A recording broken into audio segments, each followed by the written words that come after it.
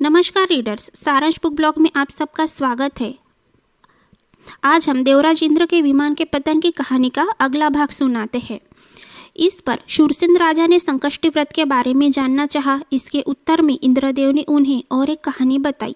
यह कहानी इस प्रकार है।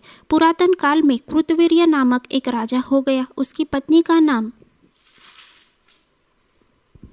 सुगंधा था। उसकी पत्नी अति रूपवती और साध्वी थी। उन दोनों की कोई संतान नहीं हुई। इसके लिए राजा ने बहुत पुत्रेष्टि यज्ञ किए, लेकिन कोई फायदा नहीं हुआ। उसके अमात्यों ने उससे तपस्या करने का परामर्श दिया। उनके परामर्श पर अमल कर वह वन में पत्नी सहित तपस्या करने के लिए चला गया। इस प्रकार वह दोनों घोर तपस्या करने लगे।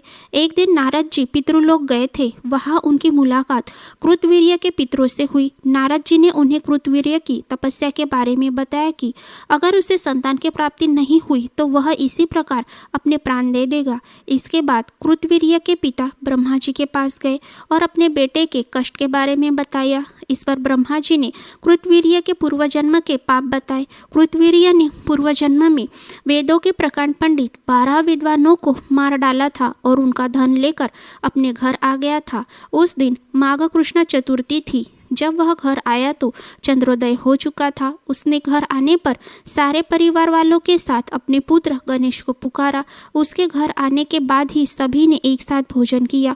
उसके बाद उसकी मृत्यु हो गई। उस दिन वह दिन भर भूखा था और गणेश नाम का उच्चारण करके भोजन किया था। उस दिन उसे संकष्टी चतुर्थी में दिन भर भूखे रहने से, व्रत का और गणेश उच्चारण से नाम स्मरण का पुण्य प्राप्त हो गया। इस व्रत के पुण्य के कारण उसका तुम्हारे जैसे पुण्यवान राजा के घर जन्म हुआ और तुम्हारे पश्चात राज्य पद की प्राप्ति। लेकिन उसका ब्रह्म हत्या का पाप नहीं छूटा। इसके लिए उसे संकष्ट चतुर्थी का व्रत करना होगा। इससे उसे संतान प्राप्ति होगी। यह सुनकर कृतवीर्य का पिता पितृलोक लौट आया। उन्होंने कृतवीर्य के सपने में जाकर संकष्ट चतुर्थी व्रत करने की प्रेरणा दी। राजा ने यह व्रत करके गणेश जी का और चंद्रमा का पूजन किया। व्रत के प्रभाव से उसे सुंदर पुत्र की प्राप्ति हुई। राजा शूरसेन ने इंद्रदेव से गणेश जी के व्रत की ऐसी महिमा सुन अपने राज्य में ढिंडोरा पिटवा दिया कि जिस किसी ने भी संकष्टी व्रत किया हो वह राजा के सामने उपस्थित हो। राजा उसे मनचाहा धन भी देंगे। हालांकि राजा के राज्य में व्रत करने वाले अनेक लोग थे, लेकिन लोगों के मन में यह डर था कि कई राजा दंड न दे दे और धन की बात लोभ दिलाने के लिए कहलाई हो। इस डर से कोई भी राजसभा में जाने के लिए तैयार नहीं था। फिर भी एक व्यक्ति वहां पहुंचकर बोला, मैंने कई वर्षों तक संकष्टी चतुर्थी में व्रत किए हैं। यदि आप उचित समझे तो बताइए, मैं आपके लिए क्या कर सकता हूँ।